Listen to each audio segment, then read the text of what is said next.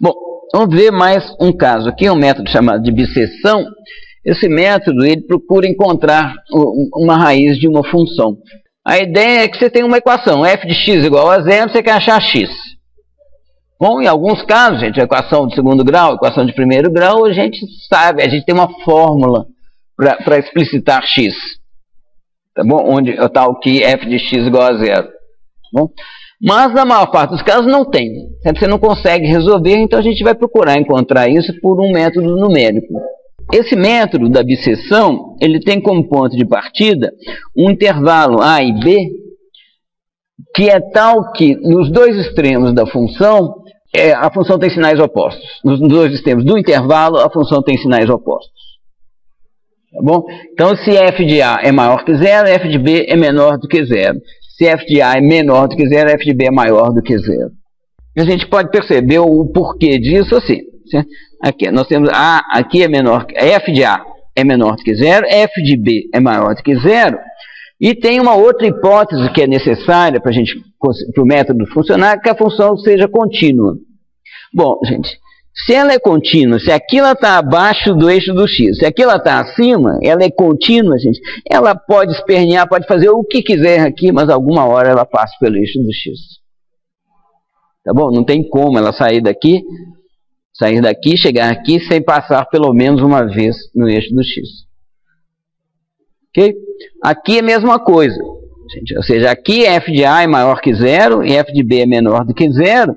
Ela sai daqui para chegar aqui, se ela é contínua, pensa numa corda que tem uma ponta aqui, outra ponta aqui, você pode mexer o que você quiser, mas alguma hora você tem que passar por isso aqui. Então, quando a gente tem essa condição aliada à hipótese da função ser contínua, a gente tem a certeza de que existe uma raiz no intervalo.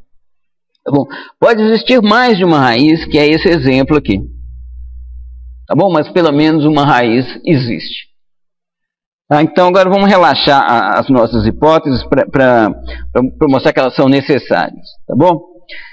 Aqui, ó, tá bom? Nesse exemplo aqui, o sinal não se inverte. O sinal da função não se inverte nos dois extremos do intervalo. O que significa isso?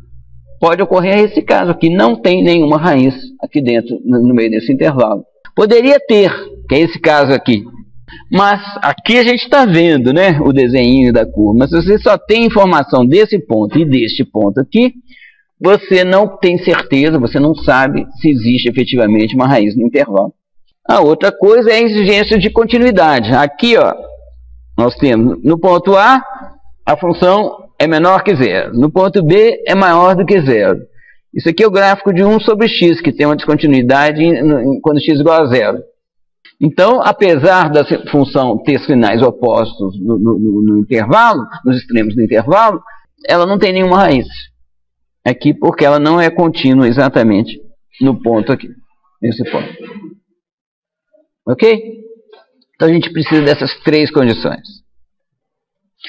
Bom, então, como que é o algoritmo? O algoritmo parece muito com a pesquisa binária. Certo? Você testa o meio e decide com qual das duas partes você vai ficar. O teste é dessa forma aqui.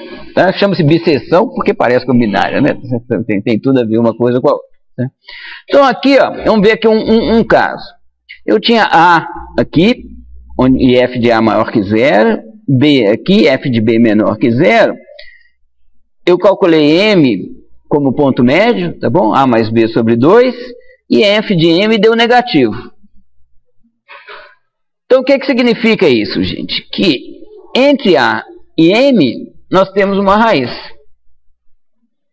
Tá bom? Entre B e M, a função tem sinais iguais aqui. Então, pode até ser que tenha uma raiz aqui, mas eu não tenho certeza. Agora, aqui eu tenho certeza. Então, para eu recriar as condições de início do algoritmo, o que eu faço? Eu faço B igual a M. Tá bom? Eu volto a ter um intervalo AB que contém garantidamente uma raiz, só que esse intervalo é metade do intervalo inicial. Bom, e aí eu repito o algoritmo nesse intervalo. Tá bom? Eu vou fazendo isso até quando, gente? Até eu achar a raiz. Bom, Mas o que significa achar a raiz? Achar x tal que f de x é igual a zero. Tá? Isso, gente, não funciona em cálculo numérico. Tá? Você fala o seguinte, eu vou determinar essa raiz com uma certa precisão. Certo? Porque mesmo quando você tem f de x igual a zero, igual a zero, quando isso dá true, o que significa isso? Que todos os bits que você calculou para a função f de x deram iguais a zero. Só isso. Ou seja, dentro da precisão do computador, você encontrou uma coisa que a função calculada pelo computador deu aquele valor.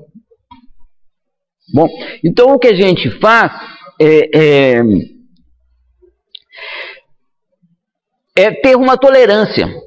Tá bom? Essa tolerância poderia ser que a função f, o valor de f de x é pequenininho, ou então, como a gente está adotando aqui, começo com a e b desse tamanho, tá bom? Passo para esse, passo para esse, passo para esse. Eu vou apertando, certo? Eu vou cercando a raiz até o ponto que eu tenho um intervalo ali, 10 a menos 7, digamos, tá certo? Que 10 a menos 7 a mais ou a menos está ali dentro a minha raiz. Isso é o suficiente para eu calcular uma viga, para fazer uma série de coisas. É claro que essa tolerância, gente, depende de com o que você está trabalhando. Se você está falando de distâncias astronômicas, talvez 100 mil quilômetros seja uma tolerância muito rigorosa. Bom, se você está falando de vidas e coisas assim do nosso mundo aqui cotidiano, tá bom? Talvez milímetros seja um rigor suficiente para você. Bom, se você está falando de circuitos integrados, não sei o que mais, você tem que partir para angstroms e nanômetros, coisas bem pequenininhas. Tá? Essa que deve ser a sua tolerância. Você depende da situação. Tá bom? Mas, enfim, com uma certa tolerância, a partir daí a gente vai cercando a raiz até que a gente atinja aquele valor. Então, a função bissecal aqui, ela tem esse cabeçalho que está aqui. Certo? Ela recebe como parâmetro uma função f, a e b, que é o intervalo, e uma tolerância. Produz, então, uma raiz. Tá? A raiz que é dentro dessa tolerância que está aqui. Então, nós vamos fazer aqui um testador para essa função bisseção. A gente precisa, para isso, de uma função contínua que a gente conhece a raiz dela. Certo? E que a gente conhece um intervalo AB que tem aquela característica que a gente deseja. Certo? Sinais opostos em A e B da função. Essa função aqui, gente, é elevado a x vezes seno de x. É elevado a x é estritamente positivo. Tá bom? Seno de x tem vários pontos que são iguais a zero, mas em particular seno de π é zero. Tá bom? Então aqui, ó, entre 2 e 4, eu sei que tem uma raiz. Tá? Pelo desenho aqui. Tá bom? E um extra que a gente tem, porque eu escolhi uma função que eu já conheço a raiz dela, tá certo? Eu sei que essa raiz é π, e com isso eu vou conseguir acompanhar com qual precisão eu estou calculando essa raiz, porque eu vou comparar com o valor de π. Tá bom? Então, aqui, só essa função, para lembrar, se vocês forem fazer alguma função, gente, é importante que sua função seja vetorial. Então, é elevado a menos x vezes seno de x. Se ela receber um vetor, eu quero que ela entregue um vetor também. Então, por isso que aqui tem ponto asterisco em vez de asterisco. Então, aqui está um teste da função, tá certo? É um programa que testa. A única coisa que tem aqui é que ele imprime o valor, a raiz calculada, tá bom? E imprime π também, que nos permite comparar um com o outro. Bom, não tem nada demais aqui. Então vamos ver a abscissão propriamente dita aqui. Bom, a ideia é essa aqui, certo? Enquanto B menos A for maior que a tolerância, eu vou reduzir o intervalo. Quando eu saio desse loop, o que acontece? Eu estou com um intervalo suficientemente estreito para qualquer ponto lá ser, na prática, uma raiz da função. Tá bom? Entre todos os pontos, eu não sei porque eu cismei com um ponto médio ali, que parece ser o mais legal. Tá bom? Mas qualquer ponto nesse intervalo entre A e B serviria, porque a gente apertou o intervalo o suficiente para satisfazer a nossa tolerância. Então agora aqui é saber como que a gente reduz o intervalo, coisa que na verdade é muito simples. Aqui está o ponto médio. Eu faço M igual a A mais B sobre 2. Uma forma simples da gente testar se dois valores têm sinais opostos é multiplicar um pelo outro e ver se o resultado é negativo. Se eles tiverem sinais iguais, se os dois forem negativos, o produto dá positivo. Se os dois forem positivos, o produto dá positivo também. Se um for negativo, o outro positivo, ou vice-versa, o produto dá negativo. Bom, então o teste para a gente, eu estou fazendo o teste dessa forma aqui para ver se a função tem sinais opostos entre A e M e entre M e B.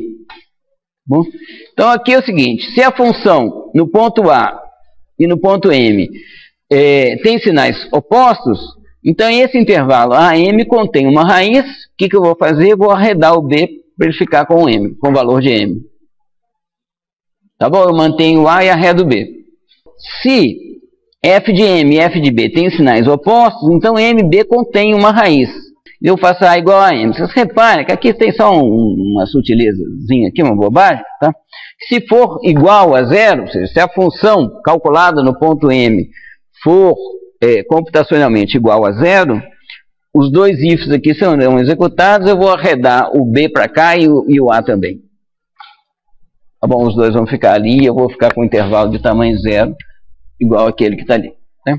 Bom, mas então, ok aqui, gente? Tudo certo com essa função aqui, não tem mistério nenhum. Aqui eu vou pôr tolerância de 0,1. Bom, então vocês reparam aqui, a raiz que nós encontramos é essa aqui, ó, 3,15. A raiz correta é π, que é essa que está aqui. Tá bom? Está correta até a primeira casa decimal.